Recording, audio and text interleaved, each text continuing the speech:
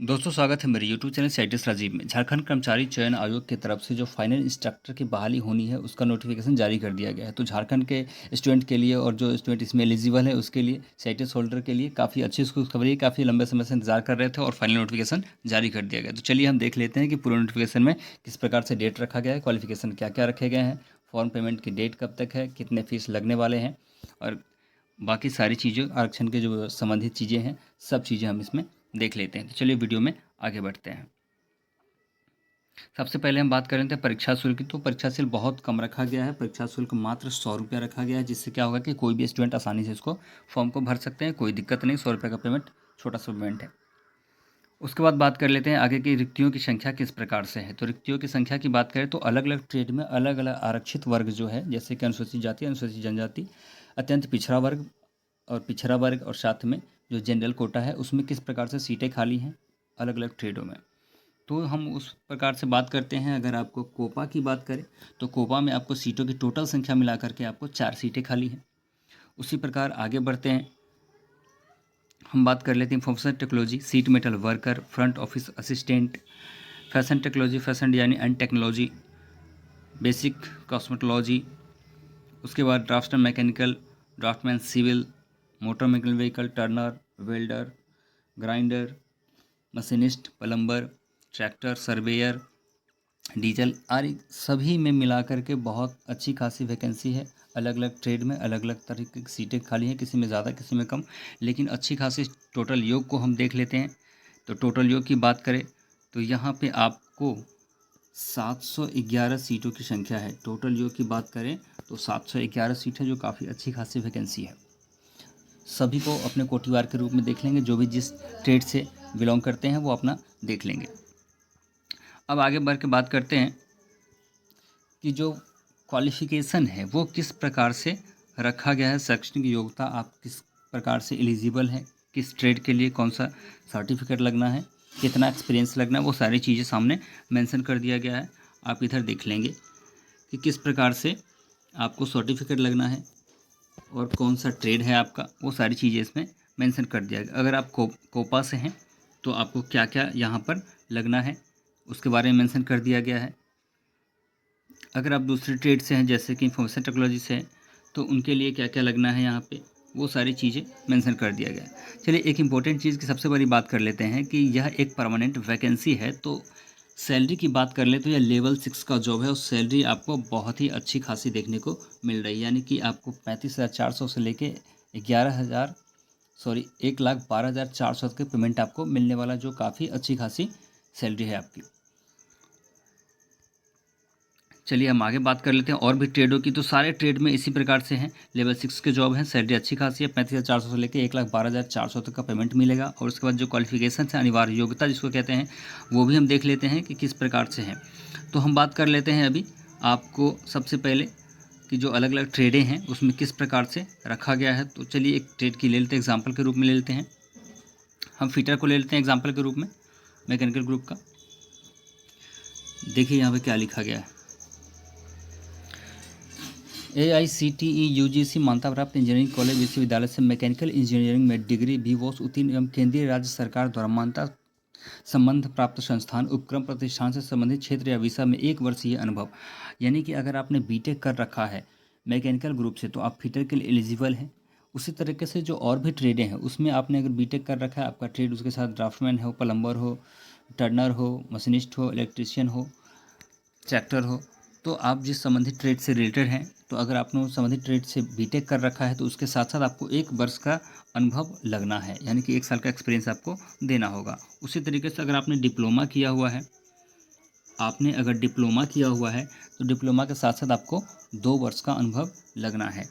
उसी तरीके से अगर आप ITI किए हुए हैं, अगर आपने ITI किया हुआ है तो आपके साथ 3 वर्ष का अनुभव लगना है। आप यहाँ स्पष्ट रूप से देख रहे हैं कि संबंधित क्षेत्र या विषय में 3 वर्षीय अनुभव लगना है।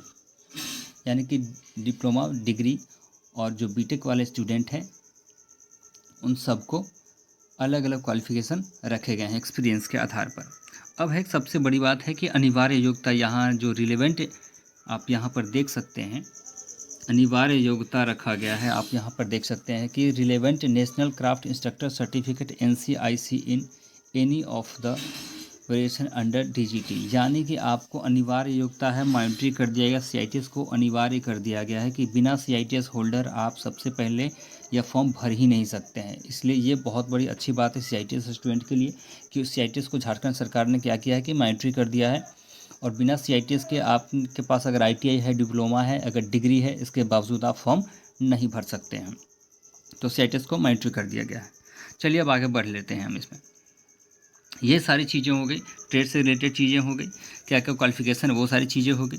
लेकिन आगे बढ़ते हैं अनिवार्य योग्यता की जो झारखंड सरकार की तरफ से रखा गया है, तो उसको भी एक नज़र हम देखते हैं कि आखिर किस प्रकार से है। अब इसमें देखिए अनिवार्य योग्यता सभी अभ्यर्थियों के लिए है, ये सारे अभ्यर्थियों के लिए है। कंडिका 6 में निर्धारित योग्यता के अतिरिक्त अभ्यर्थियों को मैट्रिक यानी कि 10वीं कक्षा झारखंड में अवस्थित मान्यता प्राप्त शैक्षणिक संस्थान में उत्तीर्ण होना अनिवार्य होगा, तथा अभ्यर्थी को स्थानीय रीति रिवाज, भाषा एवं परिवेश का ज्ञान होना अनिवार्य होगा। परंतु यह है कि झारखंड राज्य के आरक्षित नीति के आच्छादित अभ्यर्थियों के मामले में झारखंड राज्य में अवस्थित मान्यता प्राप्त शैक्षणिक संस्थान से, कहने का मतलब है कि यह जो क्वालिफ़िकेशन की बात कर रहे हैं उसमें आपको मैट्रिक जो है आपको झारखंड सरकार के अंतर्गत ही किसी मान्यता प्राप्त संस्थान से किया जाना होना चाहिए। यह चीज़ तय कर दिया गया है कि कम से कम आप 10th आपको झारखंड सरकार के अंतर्गत मान्यता प्राप्त किसी संस्थान से ही होना चाहिए। अब आगे बात कर लेते हैं इसमें। तो आगे खेल कूद कोटा है, आगे और भी चीज़ें हैं जैसे कि डिसेबिलिटी वाली है, तो वो सारी चीज़ें इसमें मेंशन कर दी कि किसके लिए क्या छूट रखी जानी है। अब हम बात कर लेते हैं आयु सीमा की, उम्र सीमा की बात कर लेते हैं। तो आप यहाँ पे देख सकते हैं कि उम्र सीमा जो प्रशिक्षण अधिकारी है उसके लिए रखी गई है 1/8/2022 तक न्यूनतम, और उसके बाद 1/8/2022 तक अधिकतम। दोनों की गणना उसी डेट के हिसाब से होनी है। और न्यूनतम आयु की बात कर लें तो न्यूनतम आयु आपको यहाँ पे रखी गई है 21 साल। आप यहाँ देख सकते हैं कि न्यूनतम उनकी सीमा 21 साल है, तो 21 साल वाले जो स्टूडेंट हैं वो फॉर्म भर सकते हैं। उसके बाद उम्र सीमा में और आगे बढ़ते हैं तो यहाँ पे देख लीजिए अनारक्षित एवं आर्थिक रूप से कमज़ोर जो वर्ग है जिसको आप जनरल कहते हैं, तो जनरल कोटा वाले स्टूडेंट्स के लिए आपको 35 वर्ष रखा गया है, 35 वर्ष रखा गया है आरक्षित रूप से। और पिछड़े वर्ग के लिए आपको 37 वर्ष रखा है। और बाकी जो भारत सरकार के अंतर्गत जो छूट मिलते हैं अनुसूचित जाति एवं अनुसूचित जनजाति की बात करें तो उनके लिए 40 वर्ष रखा गया है, और उसके आधार पर यह वैकेंसी पूरी करी जाएगी। और उसके साथ साथ जितने भी आरक्षण आपको मिलना है उससे संबंधित रिलेटेड चीज़ें जो है सारे PDF में अटैच कर दिया गया है कि आप जिस किसी भी कास्ट से हैं उसका सर्टिफिकेट आपको अंचल अधिकारी की तरफ से या अनुमंडल अधिकारी की तरफ से मान्यता प्राप्त होना चाहिए। उसके बाद है निःशक्त अभ्यर्थियों के लिए, यानी कि जो जिस कोटि से हैं उनको अपना उस हिसाब से आप देख लेंगे, उस PDF को पढ़ लेंगे कि क्या क्या चीज़ें उसमें मेंशन करनी है। चलिए अब आगे बढ़ते हैं।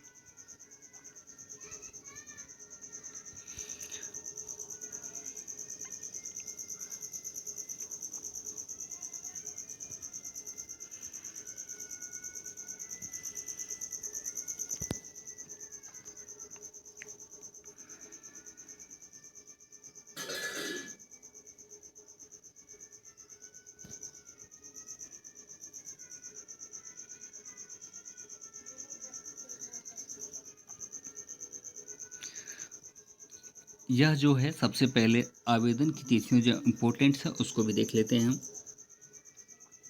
रजिस्ट्रेशन करने तथा सूचना दर्ज करने के हेतु दिनांक 18/10/2022 से 11 बजे पूर्वाह्न से दिनांक 17/11/2022 के मध्य रात्रि तक, यानी कि 1 महीने का टाइम आपको दिया गया है। 18 अक्टूबर से यह फॉर्म भरने की डेट स्टार्ट हो जाएगी, यानी कि फॉर्म भरना स्टार्ट हो जाएगा, और उसके बाद आपको 17 नवंबर को यह फाइनली डेट ख़त्म हो जाएगा।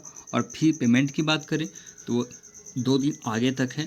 आप इसको 19 तारीख तक फ़ी पेमेंट, 19 नवंबर तक मध्यरात्रि तक आप फ़ी पेमेंट कर सकते हैं। तो इस प्रकार 1 महीने का टाइम दिया गया इस फॉर्म भरने के लिए, तो काफ़ी अच्छी खासी टाइम भी है।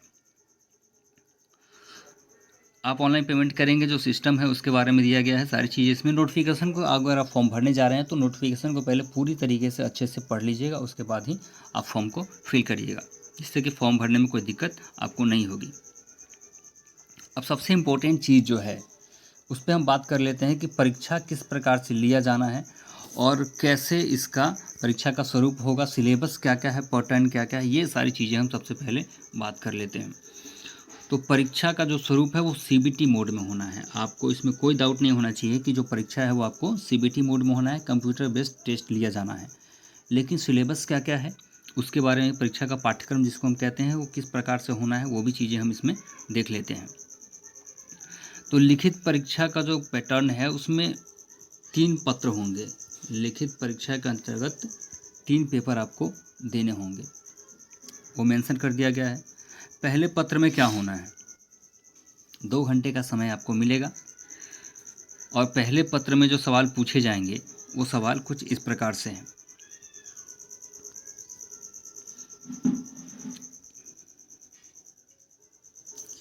यहाँ पे आप देखेंगे तो आपको स्पष्ट पता चल जाएगा कि पहले पत्र में क्या क्या पूछा जाना है। भाषा एवं सामान्य ज्ञान से क्वेश्चन आपको पहले पेपर में पूछा जाएगा। हिंदी भाषा ज्ञान में, अंग्रेजी भाषा ज्ञान है, झारखंड से संबंधित ज्ञान है, सामान्य विज्ञान है, सामान्य गणित है, मानसिक जांच क्षमता है, कंप्यूटर का ज्ञान है। यह आपको कुल प्रश्नों की संख्या की बात कर लें तो कुल प्रश्नों की संख्या आपको यहाँ 120 रहना है। ठीक है। अब जो पहला पेपर आपका होगा सब्जेक्ट का, जिसको भाषा ज्ञान या सामान्य ज्ञान कहते हैं, यह पहला पेपर है। अब इसको गौर से पढ़ लीजिएगा ताकि आपको कोई दिक्कत नहीं होगी। तो इस पहले पेपर के एग्ज़ाम के लिए नोट्स क्या क्या दिए हुए हैं कि क्या ज़रूरत है, यह सिर्फ अर्हता क्वालिफाइंग नेचर का है। ये जो पहला पेपर है आपको सिर्फ क्वालिफाइंग नेचर का है। उत्तीर्ण होने के लिए न्यूनतम अर्हता 30% निर्धारित किया गया, यानी कि जो पहला पेपर आपका भाषा का होना है उसमें क्या है कि सबसे पहले आपको इसमें क्वालिफाइंग करना है। इसके जो नंबर है वो नहीं जोड़े जाएंगे, इसमें सिर्फ क्वालिफाइंग नेचर का है। कम से कम न्यूनतम इसमें 30 अंक लाना अनिवार्य है। ठीक है।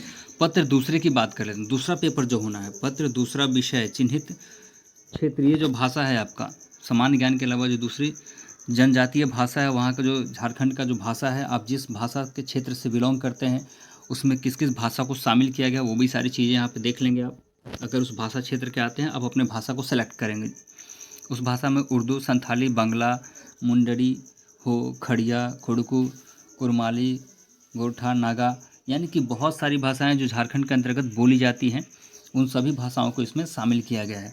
इस भाषा का भी एग्ज़ाम आपको होना है जिसमें से आपको 30 अंक प्राप्त करना होगा। भाषा ज्ञान जो सेकेंड पेपर आपका एग्ज़ाम है उसमें भी आपको पास करना अनिवार्य रखा गया है। यह भी सिर्फ क्वालिफाइंग नेचर का है, यानी कि इसमें क्वालिफाई करना अनिवार्य है और इसमें 30 नंबर आ गया तो आप भाषा में क्वालिफाई कर जाएंगे, कोई दिक्कत नहीं है। उसके बाद अब मेन एग्ज़ाम आता है जिससे आपका कि मेधा सूची बनना है, आपका चयन होना है, वह पेपर 3 है। वह क्या है, पेपर 3 है टेक्नीशियन ज्ञान। आप जिस भी रिलेटेड ट्रेड से आते हैं, जैसे आईटीआई का ट्रेड हो गया, डिप्लोमा का आपका ग्रुप हो गया या डिग्री का ग्रुप हो गया, आप जिस भी ट्रेड में फॉर्म भरेंगे उससे रिलेटेड क्वेश्चंस आपको पूछे जाएंगे। उसके लिए 120 क्वेश्चन पूछे जाएंगे।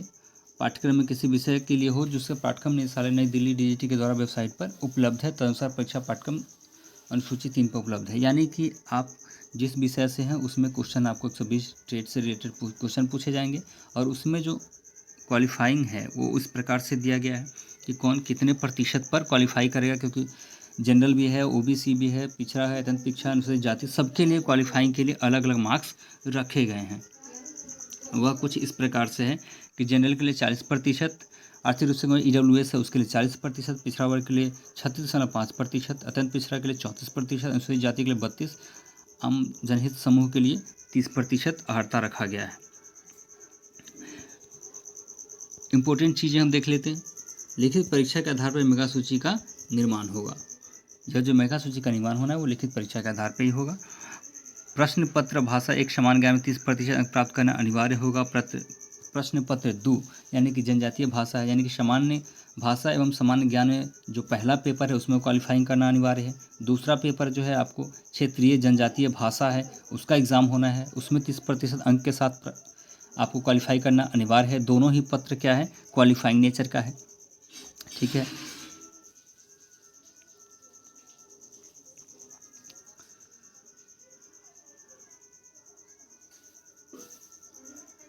उसके बाद है तकनीकी से प्राप्त अंक के आधार पर योग्य तथा भिन्न भिन्न व्यवसायों के प्राप्तांकों के आधार पर मेगा सूची तैयार कर जाएगी। इंपॉर्टेंट चीज़ ये है कि आपको जो तीसरा एग्ज़ाम होना है, तीसरा पेपर आपके अलग अलग ट्रेड से, विभिन्न व्यवसायों से, उसके आधार में जो आपको क्वालिफाइंग मार्क्स के अलावा जो मार्क्स आएंगे उससे आपको मेरिट बनना है। आपको फाइनल तीसरे एग्ज़ाम से आपको मेरिट बनना है। जितना अधिक अंक आपको होंगे उस आधार पर आपका चयन होगा।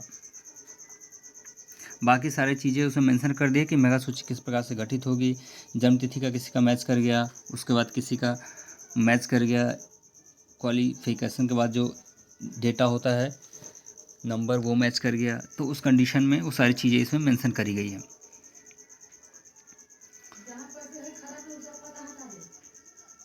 नियुक्ति की प्रक्रिया दिया गया है, बाकी सारी चीज़ें दी गई है। तो आप जब फॉर्म को भरेंगे तो इस पूरे नोटिफिकेशन को अच्छे से पढ़ लेंगे, उसके बाद ही फॉर्म को फिल करेंगे।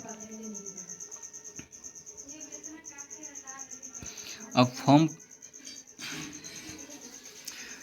में चैलेंज करने की भी स्थिति है कि आप चैलेंज कर सकते हैं। अगर रिजल्ट आया, रिजल्ट से असंतुष्ट हैं, अगर आपको लगता है कि फिर से हम इसको चैलेंज कर सकते हैं, मेरा अच्छा मार्क्स आना चाहिए या फिर मेरे मार्क्स में बढ़ोतरी हो सकती है, ठीक से चेक नहीं किया गया, इसके लिए आपको एक सेक्शन रखा गया है जिसमें 500 रुपये का फ़ी पेमेंट करके राशिफल क्या कहते हैं, परीक्षाफल प्रकाशित होने के 7 दिनों के अंदर, यानी कि आपको 7 दिन के अंदर अगर रिजल्ट जारी कर दिया जाता है, आपका मेरिट लिस्ट में नाम नहीं आता है, नंबर कम होते हैं, तो आप 500 रुपये का पेमेंट देकर अधिकारी वेबसाइट पर जा करके आप उसको पुनर्मूल्यांकन के लिए आवेदन दे सकते हैं। आप चैलेंज कर सकते हैं और फिर उसके बाद फिर से आपका रिजल्ट दिया जाएगा।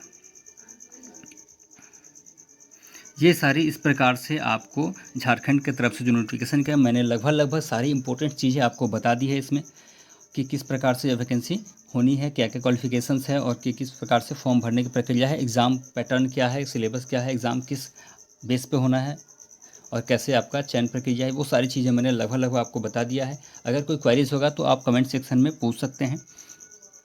और इस तरह के जो नोटिफिकेशन है, जैसे कि ITI से रिलेटेड कोई भी जॉब्स है, वैकेंसीज़ है, उससे रिलेटेड जो भी इन्फॉर्मेशन है आपको इस वीडियो के माध्यम से हम देते रहेंगे। तो मेरे चैनल को सब्सक्राइब करिए और बेल आइकन को प्रेस कर दीजिएगा, जिससे कि मेरे आने वाले वीडियोज़ आपको मिलता रहे। मिलते हैं अगले वीडियो में। धन्यवाद।